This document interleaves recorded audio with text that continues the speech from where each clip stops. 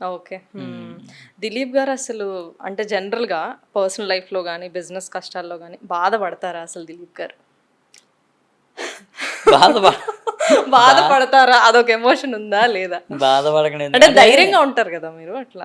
నేను ధైర్యంగా ఉంటా. డెఫినెట్‌గా ధైర్యంగా ఉంటాను. ధైర్యంగా ఉండాల్సిందే. హ్మ్.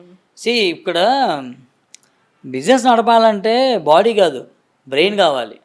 ఓకే. హ్మ్. సో, ఇక్కడ మనం ధైర్యం అనేది కంపల్సరీగా మనం ఇక్కడ మనసులో కాదు బ్రెయిన్‌లో ఉండాలి ఆ ధైర్యం అనేది. ఓకే. సో, ఏది ఏమైనా కానీ నేను అనుకున్న గోల్ రీచ్ అవుతాను, నేను చేస్తాను అనేది మనసా వాచా కర్మ మనం నమ్మాలి ఫస్ట్. ఓకే. మనం నమ్మాలి. హ్మ్. ఆ తర్వాత ఎదుటోడు మనల్ని నమ్ముతాడు. హ్మ్. సో, నేను భయపడనా అంటే డెఫినెట్‌గా భయం ఉంటది.